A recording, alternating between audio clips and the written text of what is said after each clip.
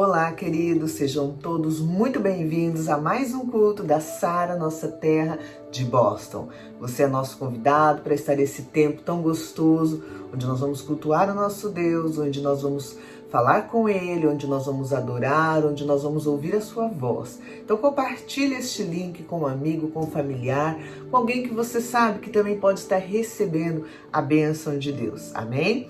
Para iniciarmos, eu quero que você abra comigo a sua Bíblia no livro de 1 Crônicas. Vamos lá? 1 Crônicas 16, no versículo 10, diz assim: Tenham orgulho daquilo que o Santo Deus tem feito, que fique alegre o coração de todos os que adorem ao Senhor. Procurem a ajuda do Senhor e estejam sempre na sua presença. Queridos, isso é o que nós estamos fazendo neste momento, procurando a ajuda do nosso Deus e estando na sua presença. Não tem melhor lugar para estarmos na face dessa terra do que estarmos na presença do nosso Pai, na presença do nosso Deus, daquele que nos ama, nos cuida, daquele que nos formou e daquele que nos criou. Amém? E é nessa presença que nós buscamos um conforto para o nosso coração, é nessa presença, na presença do nosso Deus, que nós podemos adorá-lo, também exaltar o nome dele, dizer o quanto nós o amamos. E é quando nós paramos e temos esse tempo com o nosso Deus, que nós buscamos a sua presença, que nós expressamos verdadeiramente o quanto nós o amamos. Amém? Então que você esteja esse tempo nessa busca de Deus, tendo um tempo de qualidade na presença do nosso Pai. Amém? Convida aqueles que estão aí próximo de você, se tiver um amigo, um parente, um filho, pai, mãe, chama para vir assistir contigo, para estar conosco neste momento. Amém? Vamos orar? Senhor Jesus, nós queremos agora, Deus, te entregar este tempo, um tempo que nós vamos ter, ó Deus, contigo, que é o nosso culto da família, o nosso culto, ó Deus, onde nós buscamos a tua presença, onde nós sabemos que vamos ser renovados pelo Senhor, ó Deus, um tempo onde paramos tudo para ouvir a tua voz. Que o Senhor seja, Deus, conosco neste momento, que o Senhor possa receber, ó Deus, aquilo que nós vamos te entregar como nosso louvor, como nossa atenção, a nossa mente, o nosso coração. Que o Senhor possa, Deus, também falar com cada um de nós. Que o Senhor possa, Deus, trazer aquilo que o Senhor gostaria, ó Pai, que nós entendêssemos, para que pudéssemos ser transformados, para que pudéssemos, Senhor, ser diferentes, que pudéssemos agradar mais a Ti, ó Pai. Deus, nós somos, ó Deus, dependentes de Ti, estamos aqui neste momento porque queremos a tua presença nas nossas vidas. Então eu te peço, seja agora, Deus, com cada um dos seus filhos, onde quer que eles estejam. Ó Pai, que o Senhor possa alcançá-los, que a tua presença, que o teu poder possa, Deus, cobrir cada um deles. Os abençoo e eu declaro, Deus, este tempo precioso na tua presença e dedicado somente a ti, em nome de Jesus. Em nome de Jesus, amém? Amém? Então vamos juntos adorar o nosso Deus, amém? Vamos todos?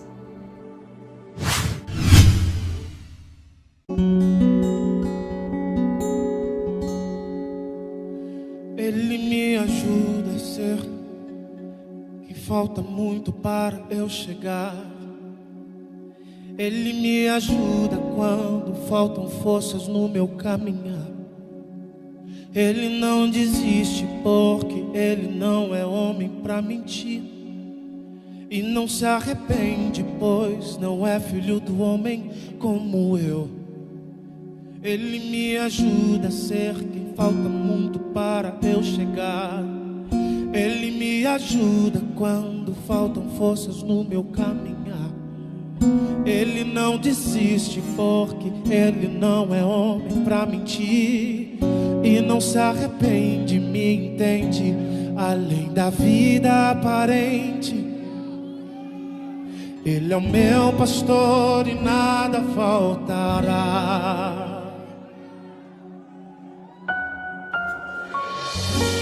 O seu amor por mim me fez chegar aqui.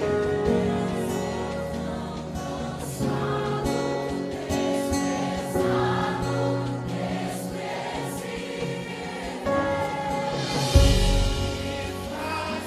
estar de pé.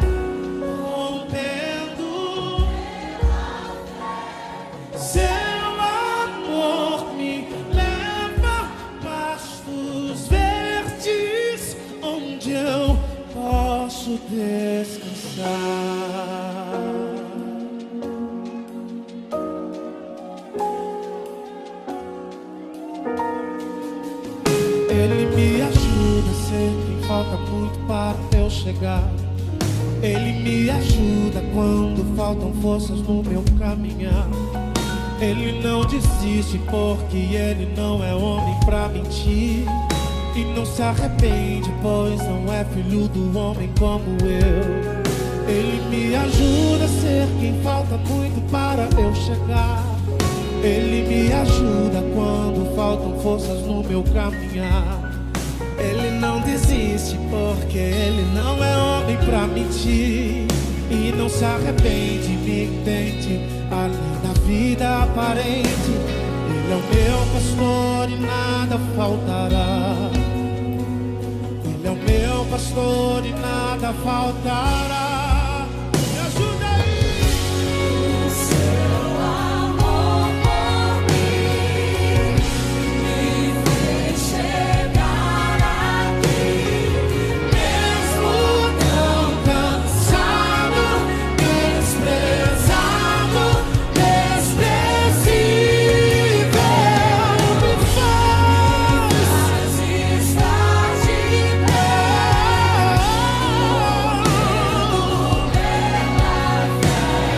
Seu amor me leva pastos verdes, onde eu posso descansar.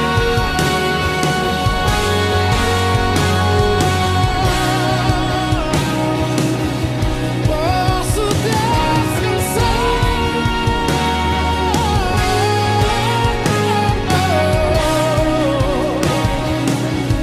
Posso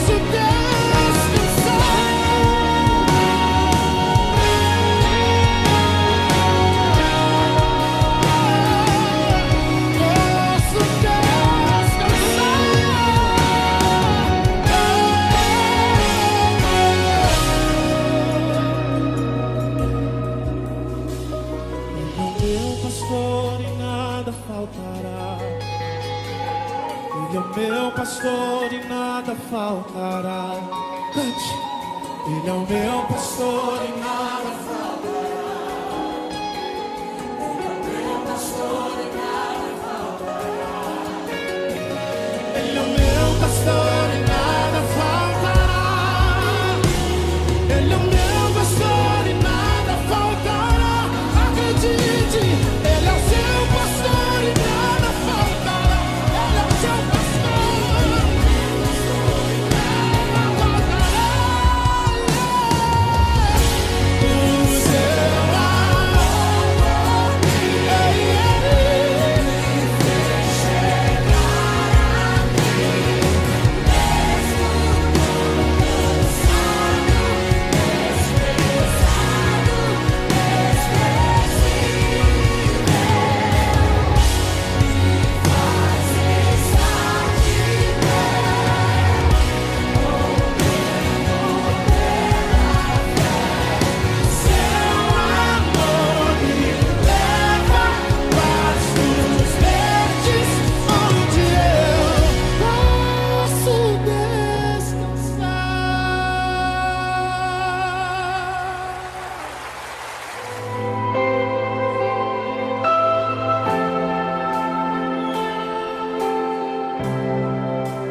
O universo chora, o sol se apagou. Ali estava morto o Salvador.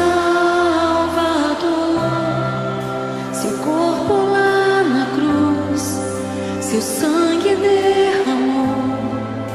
O peso do pecado ele levou.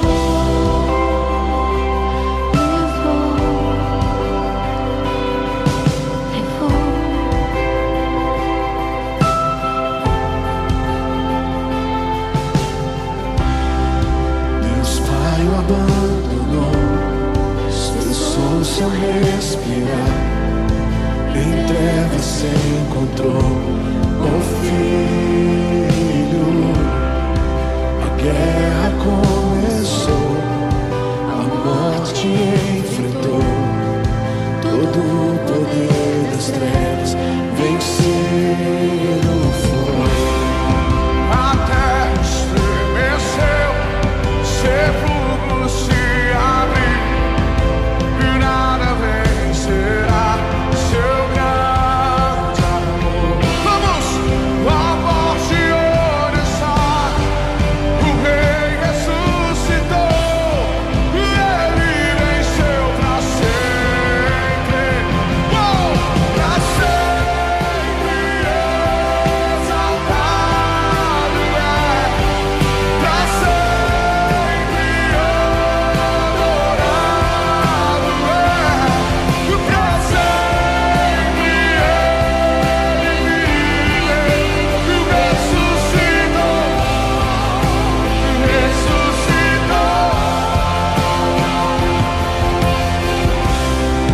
a terra estremeceu, sepulcro se abriu, nada vencerá seu grande amor.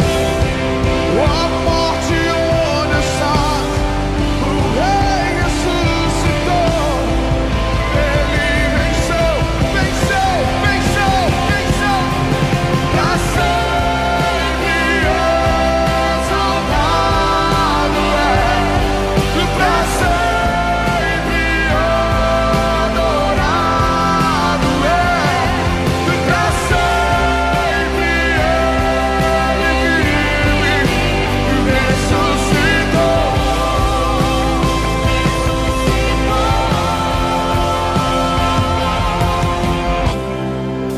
Cantamos aleluia, cantamos aleluia, cantamos aleluia, Cordeiro venceu. Cantamos aleluia, cantamos aleluia, cantamos aleluia, Cordeiro venceu. Cantamos aleluia, cantamos aleluia, cantamos aleluia. Aleluia, cantamos aleluia, cantamos aleluia, cantamos aleluia, Cordeiro venceu. Cantamos aleluia, cantamos aleluia, cantamos aleluia, Cordeiro venceu, venceu. Pra sempre exaltado é, pra sempre adorado é, pra sempre, pra sempre, pra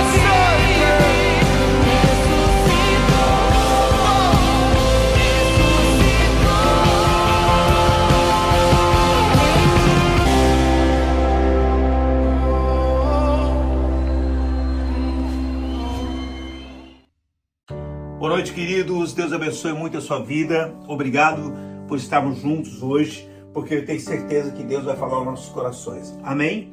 Hoje é domingo de Páscoa e nós começamos, todo um quadro que se inicia na sexta-feira.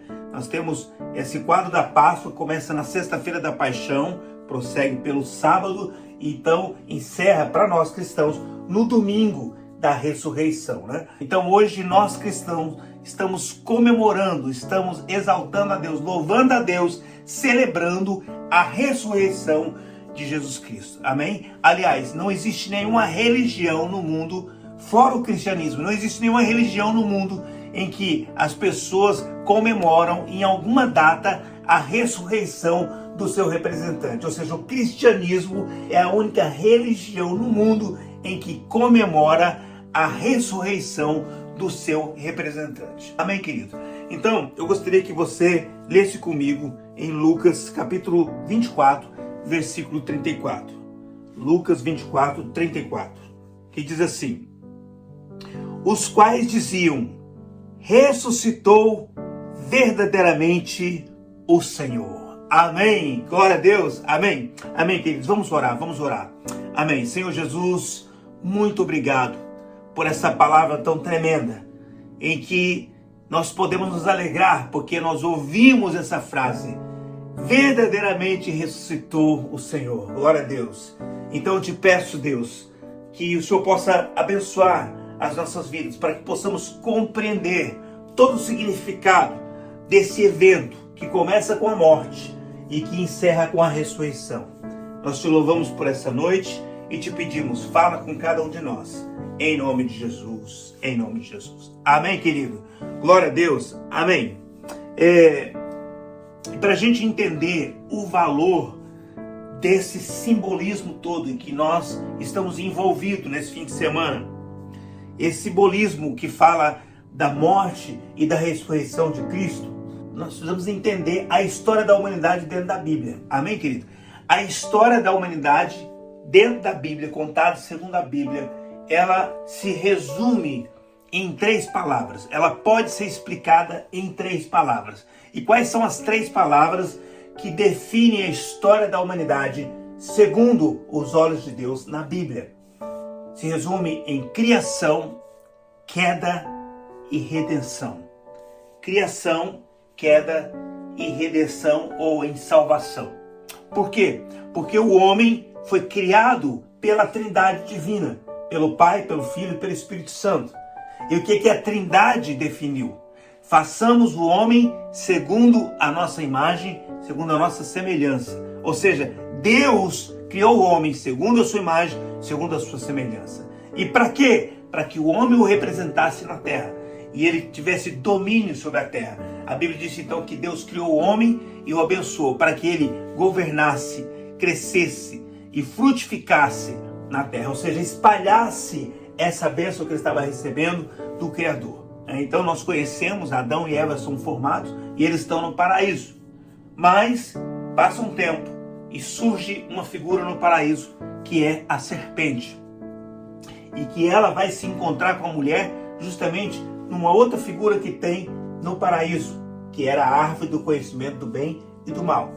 E ali o homem, ele não domina sobre o seu desejo de conhecer a árvore do conhecimento do bem e do mal, e não domina sobre a serpente, que acaba o convencendo a, de fato, conhecer a árvore do conhecimento do bem e do mal, desobedecendo a Deus. Então, o homem não domina os seus desejos e ele cai. A Bíblia diz que ele cai, ele peca, né? E agora o homem está separado de Deus.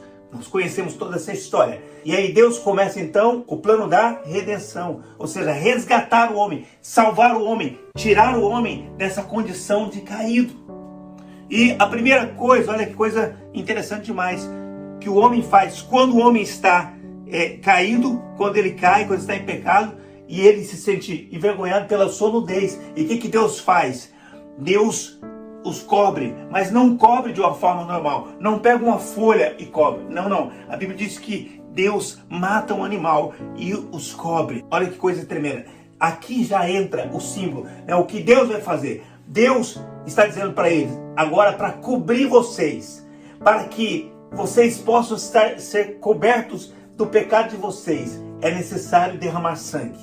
Então Deus de imediato, Deus já demonstra como é que vai ser esse processo. E tudo isso vai funcionar como um símbolo. Deus vai trabalhar com símbolos. Deus vai trabalhar mostrando. Deus vai trabalhar com sombras. Deus vai trabalhar com figuras. Deus vai montar um quadro para explicar para o homem o que vai acontecer.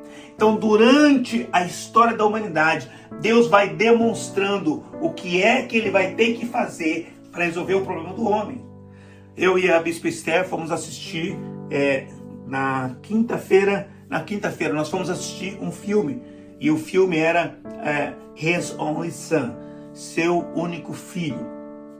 É um filme baseado na questão de Abraão e da entrega de Abraão a Isaac. Não sei se já lançou no Brasil, se não lançou, vai lançar. Um filme tremendo, né? Um filme maravilhoso, e ele fala justamente dessa entrega de Abraão. Abraão teve essa dificuldade, né? Deus provou Abraão, né? E Abraão teve que pegar o seu filho, não era o único filho que tinha Ismael, mas era o filho da promessa. Então, o filho que ele amava muito, o filho da promessa, né? E aí ele tem que pegar Isaac e ele tem que levar, né, até a região de Moriá, e aí ele escolhe um monte que Deus mostra, aliás, a ele, e ele vai, e ele tem que fazer um sacrifício de Isaac. Então, ele vai lá, prepara, e aí Isaac faz uma pergunta para ele, né? Isaac pergunta: pai, aqui tá a madeira, tudo mais, tal o altar, mas cadê o sacrifício? E aí Abraão diz para ele: Deus proverá.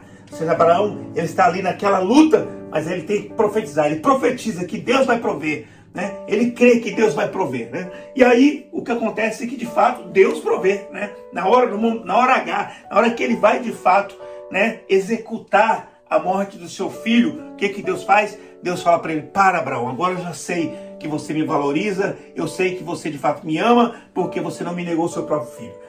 E aí aquele momento foi um símbolo também, o símbolo que Deus estava mostrando, qual o valor que ia acontecer lá na frente, que Deus ia dar o seu único filho, o seu filho unigênito, Jesus, para nos salvar, por amor ao mundo, né? A Bíblia diz que Deus amou o mundo de tal maneira que deu o seu filho unigênito, para que todo aquele que nele crê não pereça, mas tenha a vida eterna. Ou seja, aquele momento de Abraão ali era um momento em que Deus estava demonstrando o que ia acontecer no futuro. Por quê? Porque Abraão, apesar de amar muito, demonstrar o seu amor ao ponto de fato entregar o seu filho, naquele momento Deus envia a solução.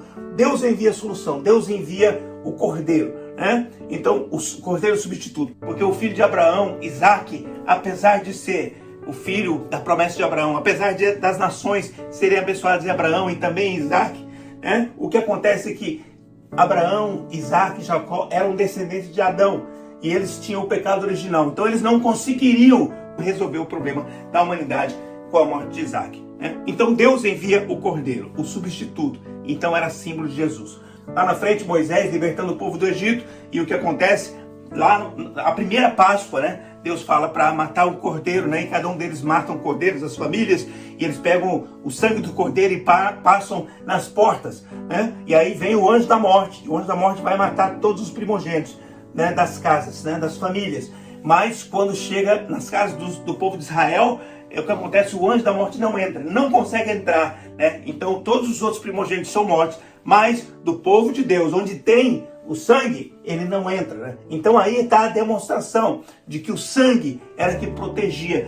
Era necessário o sangue, era necessária a morte, o derramamento do sangue, para que o homem não fosse atingido. Então todo o símbolo que Deus vai criando, lá na frente tem todos os sacrifícios, né? No tabernáculo, né? Quando tem o tabernáculo, então tem o átrio, o santo lugar, o santíssimo lugar, logo na entrada, né? Como nós vimos na sexta-feira, né? Os bispos, nossos bispos falando, né? Que tinha o altar de sacrifício, né? Então tinha que ter o sacrifício. Sem o sacrifício não tinha como adentrar, não tinha como passar para a próxima fase, né? Tinha o santíssimo lugar onde assistia a glória de Deus, e naquele lugar, querido, só podia entrar um sumo sacerdote. Existia só uma pessoa que tinha capacidade de entrar ali, e aquela pessoa tinha que estar purificada. Ou seja, então tinha todo um simbolismo desse homem, representando esse homem caído, que não tem condições de adentrar a presença de Deus, esse homem que está falho e precisando de algo de Deus. Então nós temos o quê? A criação, a queda do homem e agora a necessidade da redenção. E Deus vai mostrando como é que isso vai acontecer. E isso aos poucos Deus vai demonstrando. Os animais que eram colocados, os animais que eram sacrificados, apresentados diante de Deus, não podiam ter defeito.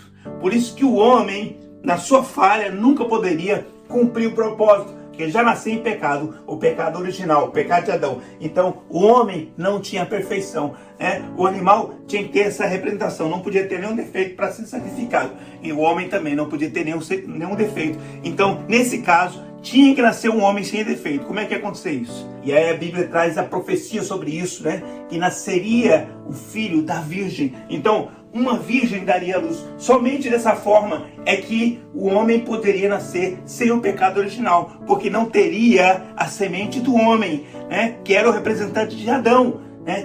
Que era o pecador. Então esse bebê nasceria sem o pecado original. E o que acontece, nós já conhecemos tudo isso, né? Quando nós lemos os evangelhos, que Jesus nasceu da Virgem Maria, ou seja, Maria era virgem nesse momento em que ela teve Jesus, não tinha tido nenhuma relação sexual com José, porque se ela tivesse, Jesus nascesse de Maria e José, Jesus nasceria em pecado, né? Mas o que aconteceu é que ele nasceu da Virgem Maria, foi gerado pelo Espírito Santo e não por um homem. Então Jesus, ele nasce sem pecado. E a história é que Jesus, ele vai o quê? Vai crescer em graça e sabedoria diante de Deus, diante dos homens. E aí a Bíblia diz que Jesus começa o seu ministério, né? Batizado por João Batista, e tem o seu ministério, você já sabe, ensinou as boas novas, trouxe as boas novas, falou do reino de Deus, falou dos valores dele, curou, abençoou, ensinou, né? Multiplicou pães, demonstrou tudo aquilo que Deus tinha para nós, tudo que Jesus fez era uma demonstração do que Deus tem para nossas vidas, amém?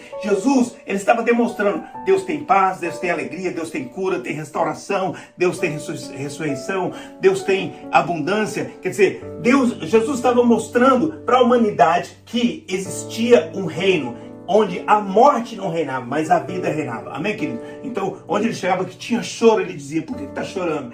Aí ele trazia a resposta, amém, querido? Então, coisa maravilhosa, Jesus trouxe todo esse entendimento para a humanidade, amém? Durante a sua vida na terra, na verdade, durante aqueles 3 anos de ministério dele, da execução da missão dele, ele demonstra para os homens tudo aquilo que Deus queria que ele demonstrasse, amém? Mas ele tinha uma missão, a missão dele era ir à cruz, a missão dele era ir até a cruz. E quando ele fala isso aos seus discípulos, Pedro assusta, porque está tão bom tudo que Jesus está fazendo, tudo que está acontecendo. Pedro fala assim, meu Deus, como que Jesus vai para a cruz? Como é que ele está dizendo que ele vai morrer? Não, ele não pode morrer não, tem que ficar aqui na terra. Ele tem que ensinar todos esses valores, né? Ele, tanto tempo que ele vai ficar com a gente, eu quero que ele fique aqui para sempre com a gente, ensinando esses valores. Nós vamos fazer uma geração em cima desses valores, né? Então Pedro, ele tinha uma visão um tanto equivocada naquele momento da obra de Jesus, né? Porque a obra de Jesus era passar pela cruz, porque a cruz era o lugar da morte, onde ele morreria. E ali ele ia cumprir a sua missão. Então, o que acontece? A gente sabe que chega um momento também em que Jesus é entregue. E aí a gente fala, uau, meu Deus, né? Os romanos mataram Jesus. Não, na verdade, tudo foi permissão de Deus. Foi as autoridades romanas que mataram a Jesus. Teve o papel dos fariseus, dos saduceus, das autoridades religiosas, né? Do povo de Israel, do povo judeu daquele momento, chamado como povo judeu. Teve tudo isso, essa participação? Teve. Mas acima de tudo, teve a permissão de Deus para o cumprimento de um propósito. O propósito de Jesus, quando nasceu na terra, era pagar o preço da redenção do homem. Era trazer a redenção ao homem. Amém, querido? Então Jesus, para vir para a terra, ele tinha uma missão. A missão dele era trazer a redenção ao homem, redimir a humanidade. Amém, querido? Muito bem. Então aí Jesus vai para a cruz. E lá na cruz ele diz algo tremendo. Está em João 19:30, que diz assim, disse Jesus, está consumado. Amém, aleluia, amém. Está consumado. Foi o que Jesus disse. Então, a gente sempre diz que Jesus disse para Satanás, lá no começo, na tentação no deserto, ele disse, está escrito. Então, Jesus estava dizendo sempre o que estava escrito. Mas agora ele tem uma frase, está consumado. Tudo aquilo que tinha sido escrito a respeito dele, agora ele está dizendo, está consumado. Amém, querido? Glória a Deus. Amém? Então nós pregamos hoje salvação. E quando nós falamos salvação, nós dizemos para as pessoas, você precisa aceitar Jesus, porque ele te amou. E te amou de tal forma que ele deu a sua vida por você. A gente prega sobre isso o tempo todo, sobre a morte de Jesus. E isso, dentro do nosso contexto desse final de semana, nós olhamos para sexta-feira. Foi na sexta-feira que aconteceu. Foi na sexta-feira que Jesus deu a sua vida pela humanidade. Foi na sexta-feira da paixão que ele entregou-se em favor do homem. Amém, querido? Então, é tremendo. Isso é fantástico, é maravilhoso. Isso é verdade. Amém? Agora, qual é a abrangência da frase de Jesus? Porque aqui é importante demais. Qual é a abrangência da frase de Jesus? Porque Jesus diz, está consumado. E aí ele entrega o seu espírito a Deus. Ele diz essa frase, está consumado. E aí parece que a gente diz, pronto, acabou tudo. A obra está completa, não tem mais nada a ser feito, porque está consumado. Né? Dá a impressão, não tem mais nada a ser feito. E aí, ao meu ver, parece que está faltando em nós um entendimento maior. Porque Jesus diz está consumado, mas ele está se referindo a algo. O que Jesus está se referindo? A cruz, ela tinha uma função naquele momento. A cruz representava a morte. Ela tinha uma função de execução da morte. Amém, querido? Então, a cruz era a execução da morte.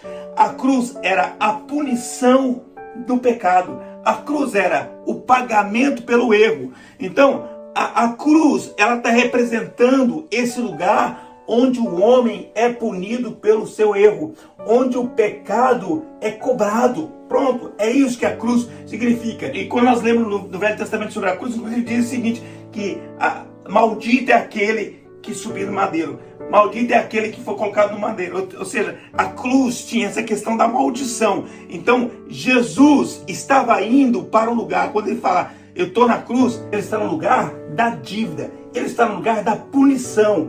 Ele está no lugar da maldição. A cruz é pagamento de dívida. A cruz é maldição em cima daquele que está devendo, aquele que descumpriu a lei. Pronto. Então Jesus está ali. Quando Jesus diz, está consumado, ele está dizendo, eu estou cumprindo aquilo que era necessário para o homem que era devedor, pecador. Pronto. Jesus está dizendo, Pai, está consumado. Eu morri pela humanidade pecadora. Pai, está consumado. Eu paguei o preço que era necessário para aquele homem que estava em dívida. Pai, eu fui amaldiçoado. É o que diz em Isaías 53, versículo 5. Ele foi ferido pelas nossas transgressões, foi moído pelas nossas iniquidades. O castigo que nos traz a paz estava sobre ele. Pronto. Então Jesus na cruz, quando ele diz, está consumado, ele está dizendo, Pai, pode me castigar. Pai, pode me moer. Pai, pode me matar. Pai, agora eu aceito esse cálice. Pai, eu aceito ser amaldiçoado em lugar do homem pecador, em lugar da humanidade pecadora. Pai, eu aceito pagar o preço. Meu Deus, que coisa tremenda, querido. Tem uma canção tão tremenda, né? Maravilhosa. Eu sei que foi pago um alto preço. Então assim, nós sabemos, foi pago um alto preço para que nós tivéssemos a redenção do pecado. Amém? Um alto preço, né? Quando Jesus morre na cruz, ele está pagando um alto preço pelo nosso pecado, pela nossa desobediência, pela nossa rebeldia, por estarmos caídos diante de Deus, né? A humanidade toda estava caída, sem esperança, e aí Jesus vem e paga o preço. Amém, querido? Então, quando Jesus diz, está consumado, é isso que ele está dizendo. Agora a pergunta é, acabou tudo porque ele disse está consumado? Não, não acabou. Não acabou aquilo que Deus iria fazer. Não acabou o plano completo de Deus para o homem. Amém? Não acabou. Por quê? Porque existe a outra parte que completa a cena, que é a parte da ressurreição. Porque se nós disséssemos, não, Jesus morreu e acabou tudo, então ele não precisava ressuscitar, porque a obra já estava completa. Mas Jesus ressuscitou porque a obra precisava se completar, e se completa na ressurreição de Jesus. É por isso que nós estamos celebrando. Nós não estamos celebrando simplesmente porque, não, Jesus estava morto, mas ele ressuscitou, estou feliz porque ele voltou à vida, né? Puxa, porque nós pudéssemos, nós oraríamos todo dia, né, para aquelas pessoas que morreram, que eram amadas, nós ressuscitasse, a alegria seria tremenda. Quantas pessoas que Jesus ressuscitou e trouxe alegria, a viúva, né, de Naim, que está indo, e Jesus chega e ela está chorando, e ele diz, por que você está chorando, né? Porque, claro, o filho dela tinha morrido, e aí Jesus ressuscita o filho, né? Jesus trouxe alegria na casa de Jairo, ressuscitando a filha dele. Jesus trouxe alegria para Marta e Maria, ressuscitando a Lázaro. Ou seja, Jesus, quando ele ressuscitava, trazia alegria, maravilhoso, glória a Deus. Todos nós gostaríamos de receber essa alegria, amém, querido? Com certeza, quando a gente, né, perde alguém, a gente gostaria que Jesus a ressuscitasse, né? Mas aqui é outra história, aqui é outra coisa. Aqui não é simplesmente porque Jesus está voltando, né, à cena, e aí as pessoas se alegram por isso. Não, é outra história. Aqui é porque a obra se completa na ressurreição de Jesus. E isso é o maravilhoso da história. A obra é completa na ressurreição de Jesus. Amém? E eu gostaria de trazer então alguns textos importantes para que a gente pudesse entender esse quadro completo. Amém? Em 1 Coríntios capítulo 15, versículo 17. 1 Coríntios 15, 17. Diz assim: e se Cristo não ressuscitou, é vã a nossa fé, e ainda permaneceis nos vossos pecados. Ou seja, Paulo, ele está falando algo aqui importante, né? Ele está dizendo que ele está conversando, falando sobre a ressurreição de Cristo. Ele estava conversando com pessoas que não acreditavam na ressurreição dos mortos. E ele estava dizendo que nós vamos ressuscitar um dia, né? Mas aí ele começa a falar e traz a questão para Jesus. Ele traz para Jesus porque Jesus ressuscitou. E porque ele ressuscitou, nós vamos ressuscitar. Então ele está defendendo a tese da nossa ressurreição linkada ao fato de que Jesus ressuscitou. E ele é o primeiro de todos nós. Amém, querido? Então se Jesus ressuscitou, nós vamos ressuscitar. Então a primeira coisa é isso, né? Aí ele começa a comentar. Comenta que Jesus apareceu de fato, né? Ressuscitou. Apareceu a Maria Madalena. Apareceu depois a Pedro, apareceu aos 12, apareceu a 500 pessoas, ele disse: algumas pessoas ainda vivem entre nós, outras já adormeceram e tal, né? E aí ele fala, depois apareceu a Tiago, a gente crê que é aí que foi a conversão de Tiago, irmão de Jesus mesmo, que escreve o livro depois de Tiago, porque ele tem, né, a visão de Jesus ressuscitado, o seu irmão, que antes ele achava que era uma pessoa que tinha alguns poderes, mas não sabia de fato da grandeza espiritual de Jesus, né? E aí, enfim, então ele aparece, e ele fala, por fim apareceu a mim, né? Quando Paulo encontra com Jesus no caminho de Damasco. Então aí Paulo está falando, defendendo essa questão toda. E ele então diz, olha, se vocês não creem na ressurreição, então é vã a fé de vocês, porque a obra se completa na ressurreição. A obra só foi completa na ressurreição. Então vocês vão estar ainda no pecado de vocês. Então não aconteceu a salvação de fato em vocês, porque vocês não creem na ressurreição. Ele não apenas morreu, mas ele ressuscitou. Amém, querido? Então ele está falando aqui, vamos lá. Não basta crer apenas na morte, mas também tem que crer na ressurreição. Aí ele continua defendendo essa tese quando você olha em Colossenses 2, versículo 12. Olha aqui. Aí aqui é fantástico, é tremendo esse quadro, para a gente poder entender a obra completa de Jesus e por que ela precisa se completar na ressurreição. Olha aqui, Colossenses 2,12 diz assim: sepultados com ele no batismo, nele também ressuscitastes, pela fé no poder de Deus, que o ressuscitou dentre os mortos. Glória a Deus. Amém. Isso aqui, querido, é muita sabedoria. É muito importante para nós, cristãos, entendermos isso. Muito bem. Qual é a importância da ressurreição de Jesus? Vamos lá. Quando a gente se batiza, o batismo representa duas coisas, mas a gente costuma enfatizar muito mais uma dessas coisas, a outra fica quase que obscurecida, né? Muitas vezes a gente não consegue transmitir a ideia geral. Que é o quê? Né? Quando nós vamos para o batismo, o que a gente faz? A gente fala para a pessoa, olha, você confessa a Jesus os seus pecados, você crê que Jesus veio, morreu por você, papapá. A gente começa a falar isso, e a gente fala muito do novo nascimento. A gente simboliza o batismo para o novo, a gente leva o batismo para o novo nascimento. Tanto é que, na maioria dos batismos que nós vemos e que nós fazemos, nós aconselhamos a pessoa a usar branco. Colocamos um vestido branco para a pessoa, ou a pessoa vai de roupa branca, porque é um simbolismo, né? Apocalipse 7 diz que as pessoas, eles tiveram as suas vestes banhadas no sangue do Cordeiro, e eles foram alvejados, eles têm as vestes brancas porque elas foram lavadas no sangue do Cordeiro. Ou seja, quando a gente olha para o branco, a gente enxerga a purificação, e aí quando olha para a Bíblia, purificação pelo sangue. Amém? Então o sangue de Jesus purifica e as pessoas se tornam, né, com vestes brancas, né? Então a gente coloca essa ideia do batismo como o novo nascimento. Tudo certo por aí? Tudo certo, sim, sim. Quando a gente nasce de novo, a gente tem esse simbolismo, que nós fomos lavados pelo sangue de Jesus e nós estamos limpos, né? As vestes brancas. Ok, muito bem. Só que o batismo, ele não é apenas um novo nascimento, porque a gente simboliza, né? Não, se você crê em Jesus e você nasceu de novo, você tem que batizar para demonstrar. Quando você se batiza, você está nascendo de novo para uma nova vida e tal, e aí você tem que simbolizar isso, né? O batismo é o simbolismo de uma nova vida. Muito bem. É o simbolismo de uma nova vida? Sim. Mas está embutido, e a gente esquece de contar com isso, que no batismo não somente você está nascendo de novo, mas no batismo você está morrendo. Antes de nascer de novo, você está morrendo. Olha aqui.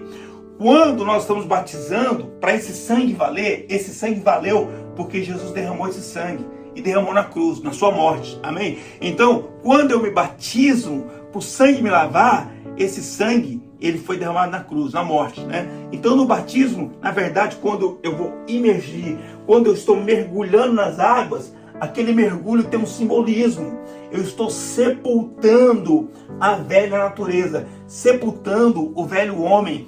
Eu estou sepultando o homem que é da natureza de Adão. Eu estou sepultando aquele que pecava. Eu estou sepultando aquele que errava. Eu estou sepultando a natureza pecaminosa, o velho homem caído e condenado debaixo de maldição.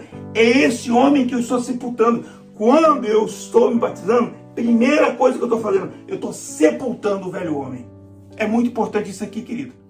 Olha aqui, o velho homem foi morto junto com Jesus na cruz. Jesus leva o velho homem para a cruz.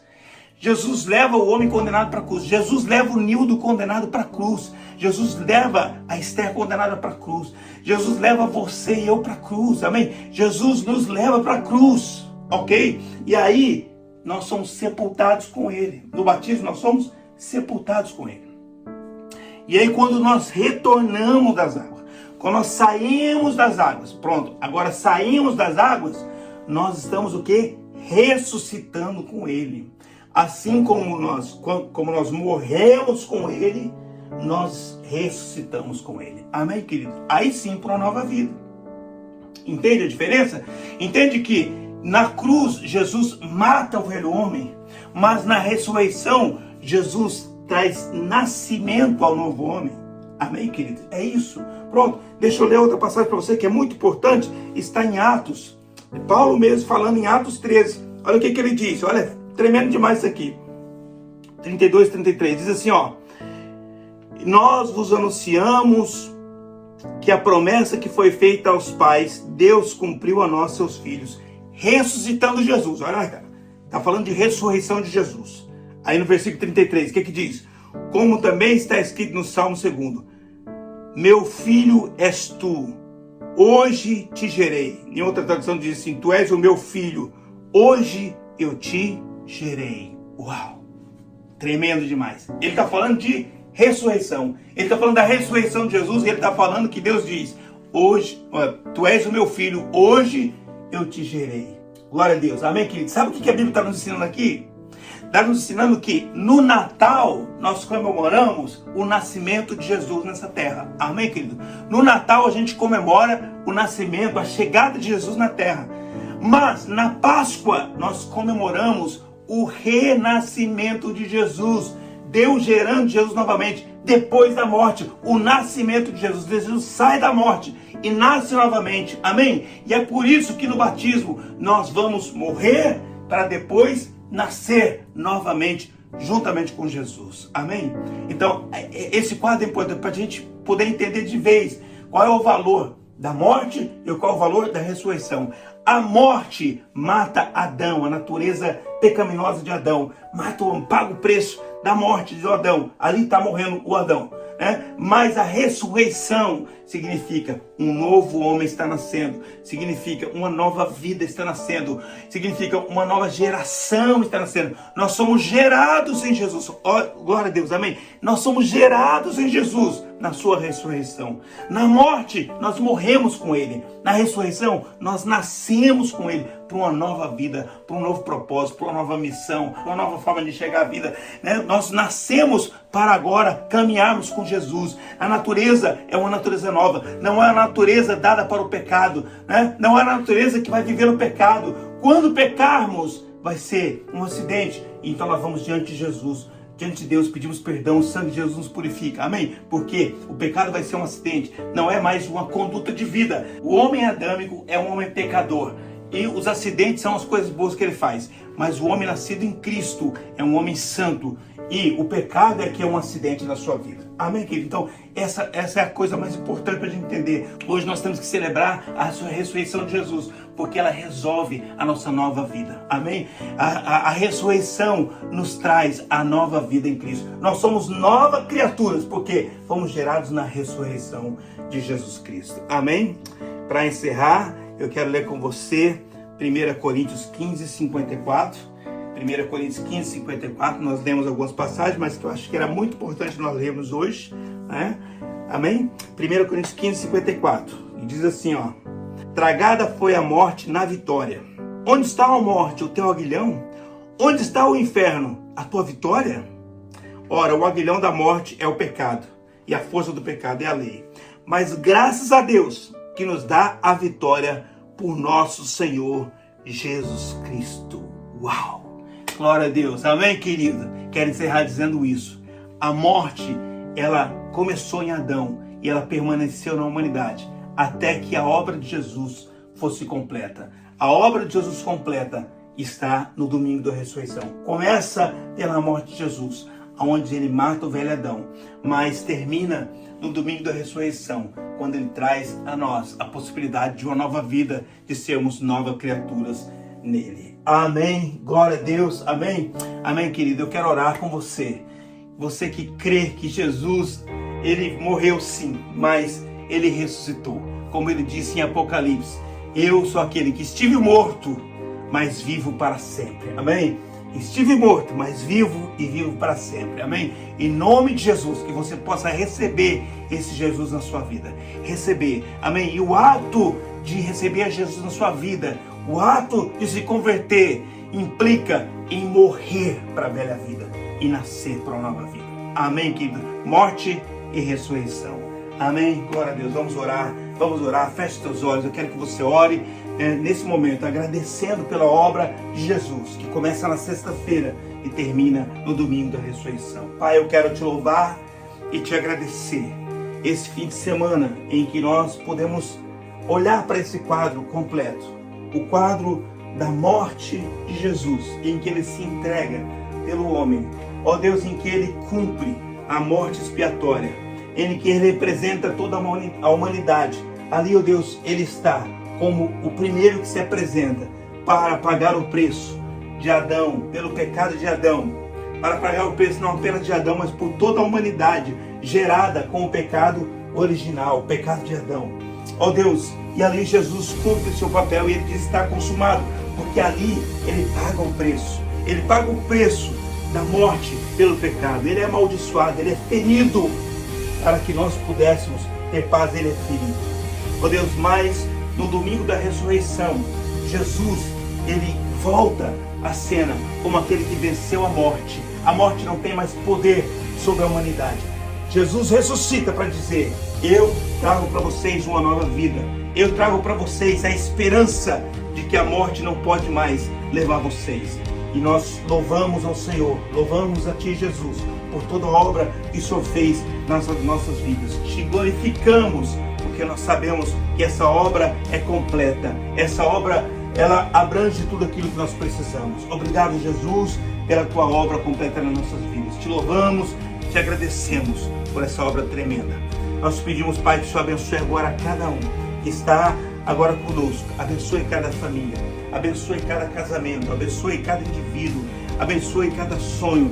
Jesus, a Tua obra foi tremenda na cruz, e em Isaías 53 diz que o Senhor levou não somente o pecado, o Senhor levou todas as consequências do pecado, todos os problemas,